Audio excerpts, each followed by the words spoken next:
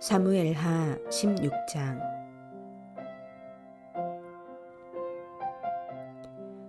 다윗이 마루턱을 조금 지나니 무비보셋의 종 시바가 안장 지은 두 나귀에 떡 200개와 건포도 100송이와 여름과일 100개와 포도주 한 가죽 부대를 싣고 다윗을 맞는지라. 왕이 시바에게 이르되 내가 무슨 뜻으로 이것을 가져왔느냐 하니, 시바가 이르되 나귀는 왕의 가족들을 타게 하고 떡과 과일은 청년들이 먹게 하고 포도주는 들에서 피곤한 자들에게 마시게 하려 함이니이다. 왕이 이르되 내 주인의 아들이 어디 있느냐 하니, 시바가 왕께 아뢰되 예루살렘에 있는데 그가 말하기를 이스라엘 족속이 오늘 내 아버지의 나라를 내게 돌리리라 하나이다 하는지라. 왕이 시바에게 이르되 무비보셋에게 있는 것이 다 내 것이니라 하니라. 시바가 이르되 내가 절하나이다. 내 주 왕이여, 내가 왕 앞에서 은혜를 입게 하옵소서 하니라. 다윗 왕이 바후림에 이르매 거기서 사울의 친족 한 사람이 나오니 게라의 아들이요 이름은 시므이라. 그가 나오면서 계속하여 저주하고 또 다윗과 다윗 왕의 모든 신하들을 향하여 돌을 던지니, 그때의 모든 백성과 용사들은 다 왕의 좌우에 있었더라. 시므이가 저주하는 가운데 이와 같이 말하니라. 피를 흘린 자여, 사악한 자여, 가거라 가거라. 사울의 족속의 모든 피를 여호와께서 내게로 돌리셨도다. 그를 이어서 내가 왕이 되었으나 여호와께서 나라를 내 아들 압살롬의 손에 넘기셨도다. 보라, 너는 피를 흘린 자이므로 화를 자초하였느니라 하는지라. 수루야의 아들 아비새가 왕께 여짜오되 이 죽은 개가 어찌 내 주 왕을 저주하리이까. 청하건대 내가 건너가서 그의 머리를 베게 하옵소서 하니, 왕이 이르되 수루야의 아들들아, 내가 너희와 무슨 상관이 있느냐. 그가 저주하는 것은 여호와께서 그에게 다윗을 저주하라 하심이니 내가 어찌하여 그리하였느냐 할 자가 누구겠느냐 하고, 또 다윗이 아비새와 모든 신하들에게 이르되 내 몸에서 난 아들도 내 생명을 해하려 하거든. 하물며 이 베냐민 사람이랴. 여호와께서 그에게 명령하신 것이니 그가 저주하게 버려두라. 혹시 여호와께서 나의 원통함을 감찰하시리니 오늘 그 저주 때문에 여호와께서 선으로 내게 갚아주시리라 하고, 다윗과 그의 추종자들이 길을 갈 때에 시므이는 산비탈로 따라가면서 저주하고 그를 향하여 돌을 던지며 먼지를 날리더라. 왕과 그와 함께 있는 백성들이 다 피곤하여 한 곳에 이르러 거기서 쉬니라. 압살롬과 모든 이스라엘 백성들이 예루살렘에 이르고 아히도벨도 그와 함께 이른지라. 다윗의 친구 아렉 사람 후세가 압살롬에게 나갈 때에 그에게 말하기를 왕이여 만세, 왕이여 만세 하니, 압살롬이 후세에게 이르되 이것이 내가 친구를 후대하는 것이냐. 내가 어찌하여 내 친구와 함께 가지 아니하였느냐 하니, 후세가 압살롬에게 이르되 그렇지 아니하니이다. 내가 여호와와 이 모든 백성 이스라엘의 택한 자에게 속하여 그와 함께 있을 것이니이다. 또 내가 이제 누구를 섬기리이까? 그의 아들이 아니니이까? 내가 전에 왕의 아버지를 섬긴 것 같이 왕을 섬기리이다 하니라. 압살롬이 아히도벨에게 이르되 너는 어떻게 행할 계략을 우리에게 가르치라 하니, 아히도벨이 압살롬에게 이르되 왕의 아버지가 남겨두어 왕궁을 지키게 한 후궁들과 더불어 동침하소서. 그리하면 왕께서 왕의 아버지가 미워하는 바 됨을 온 이스라엘이 들으리니 왕과 함께 있는 모든 사람의 힘이 더욱 강하여지리이다 하니라. 이에 사람들이 압살롬을 위하여 옥상에 장막을 치니 압살롬이 온 이스라엘 무리의 눈앞에서 그 아버지의 후궁들과 더불어 동침하니라. 그때에 아히도벨이 베푸는 계략은 사람이 하나님께 물어서 받은 말씀과 같은 것이라. 아이도벨의 모든 계략은 다윗에게나 압살롬에게나 그와 같이 여겨졌더라. 스스로 왕이 되고자 하는 압살롬과 하나님의 징계를 받아 왕궁을 떠나는 다윗의 대조적인 모습이 오늘 본문에서 이어집니다. 지금 다윗은 압살롬의 반란으로 도피하는 중입니다. 다윗 인생 가운데 가장 큰 고비와 위기를 만난 셈입니다. 그의 인생이 순탄하지 않아 삶에 큰 고비들이 많았지만 지금처럼 명예스럽지도 못하고 무기력하게 도망자의 신세가 된 것은 처음입니다. 무엇보다 자신을 위협하는 존재가 아들이라는 사실을 그에게 비참함마저 가져다 주었을지 모릅니다. 그런 와중에 아직도 다윗을 아끼고 사랑하는 사람들이 등장합니다. 어려울 때 친구들이 더 잘 보이는 법입니다. 그런 의미에서 다윗은 인생을 헛되게 살지 않았던 것 같습니다. 이미 많은 후원자들이 그의 곁을 지키고 있었던 것을 우리는 보았습니다. 그들은 잠든 다윗의 영성을 깨우기도 했고 축 처진 어깨를 지켜 세워주기도 했습니다. 어쩌면 영적으로 병든 다윗을 치유하는 은혜를 그들을 통해서 하나님께서 전달하셨는지도 모릅니다. 내 곁에 있는 믿음의 공동체의 식구들은 바로 그런 존재인지도 모릅니다. 나의 문제를 일깨워 되돌아키게 만드는 회개의 전령이 되기도 하고 내가 만나는 아픔과 슬픔, 무거운 짐을 함께 나누어 지기도 합니다. 함께 웃고 함께 울며 기도와 나눔으로 나를 지켜주는 든든한 기둥이 되는 것이 바로 이러한 믿음의 공동체입니다. 그런데 이렇게 어려운 시기에 친구만 다가오는 것은 아닙니다. 아프고 슬픔의 때 절망과 나락에 놓여있는 바로 그런 순간순간에 나를 찾아와 회방하는 사람들도 있습니다. 흔들리는 나를 이용해 자신의 입속을 챙기려는 부정적인 방해자들도 있습니다.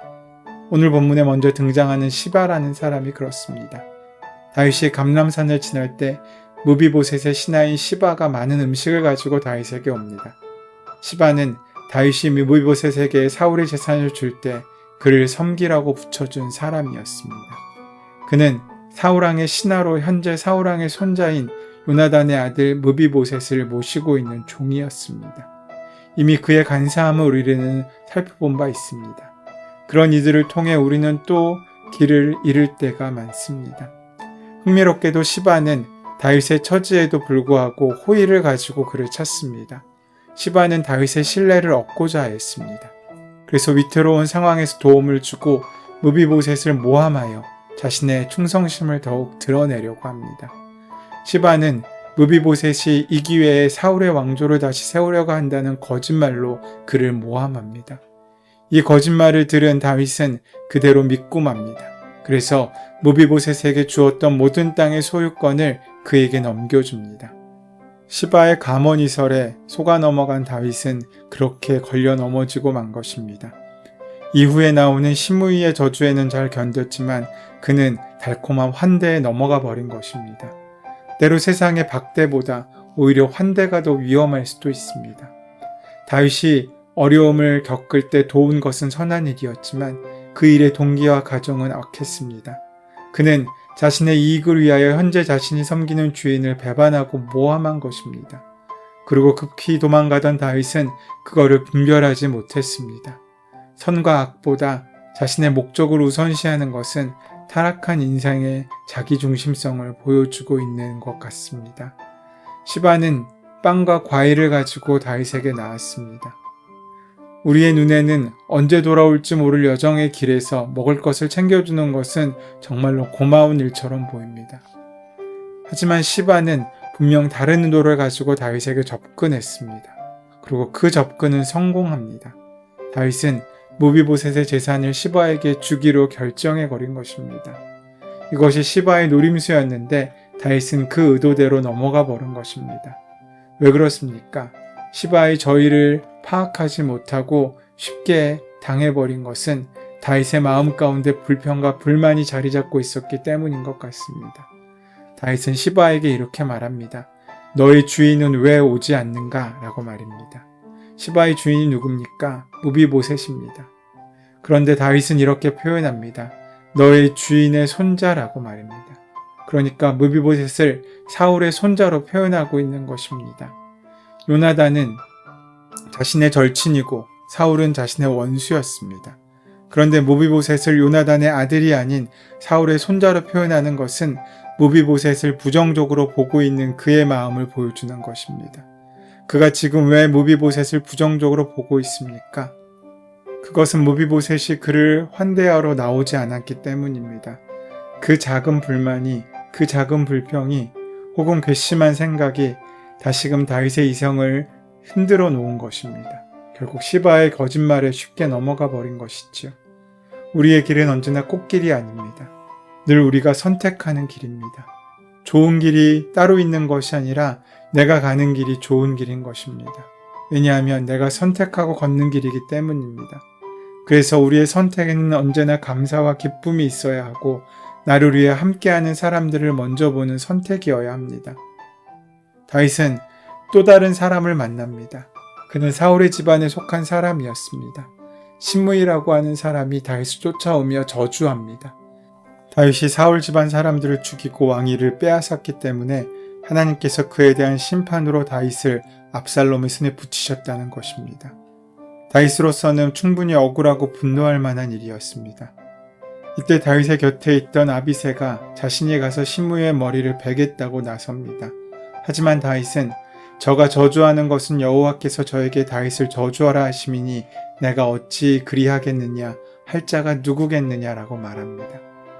다윗은 이것까지 하나님의 징계로 받아들인 것입니다. 다윗은 선하신 하나님을 신뢰하는 그 마음을 회복했습니다. 세상이 나를 몰라주고 함부로 말해도 하나님이 아시니 하나님이 판단하시니 그 하나님께 자신의 결정을 맡기고 있는 것입니다. 사람의 말로 인해 상처를 받고 억울한 일을 겪는 경우가 많습니다. 그럴 때 우리가 할 일은 하나님을 기억하고 하나님을 신뢰하는 것입니다. 도망자 다윗과는 달리 압살롬은 예루살렘에 무혈 입성합니다. 이스라엘 최고의 전략가인 아히도벨이 그의 곁에 있었기 때문입니다. 아히도벨은 원래 다윗의 사람이었습니다. 그는 하나님의 성전에서 제사를 관장하며 다윗에게 조언을 하는 중요한 책사였습니다. 오늘 본문에는 사람들이 아히도벨의 말을 하나님의 생각과도 같이 여겼다고 기록하고 있습니다. 그만큼 백성들로부터 신뢰받는 인물이었던 것입니다. 아마도 압살롬이 반란을 일으킬 때 사람들이 호응했던 가장 큰 이유 중에 하나가 아히도벨이 압살롬의 편이었기 때문인지도 모르겠습니다. 그런데 왜 아히도벨이 압살롬의 편에 서 있습니까? 그건 단순히 압살롬 편이 아니라 그동안 섬기던 다윗을 배신하는 아주 모진 일을 자행하는 사람이 되어버리고 맙니다. 그리고 오늘 본문에는 그 잔혹성이 그대로 드러납니다. 압살롬이 예루살렘을 탈환하고 백성들에게 보일 첫 행동으로 다윗의 후궁들을 범하라는 이야기를 버젓이합니다. 그것도 백주대낮에 모두가 보는 앞에서 말입니다. 이것은 아마도 다윗을 욕보이는 동시에 시대가 바뀌었음을 천하에 알리려는 계획처럼 보입니다. 다윗과 압살롬은 모두 아히도벨의 모략을 하나님의 지혜처럼 여겼습니다. 그런 아히도벨이 압살롬의 편에 섰으니 두려울 수밖에 없습니다. 하지만 그런 아히도벨이 자신을 떠나자 드디어 다윗은 하나님께 직접 묻고 의지하고 기도하기 시작합니다. 당장은 대단한 지략가인 아히도벨이 다윗의 곁을 떠난 것이 큰 위기처럼 보이지만 신앙적인 측면에 있어서 오히려 그것은 은혜입니다. 더 이상 사람이나 사람의 말을 의지하지 않고 하나님을 의지하기 시작했기 때문입니다. 아히도벨의 악한 계획은 압살롬을 승리하게 하는 것처럼 보였지만 하나님께서는 그 악한 계획을 잠시 허용하신 것입니다. 그것은 다윗의 징계를 위해 사용되고 또 그 다윗은 징계를 통하여 하나님께 돌아올 수 있었기 때문입니다.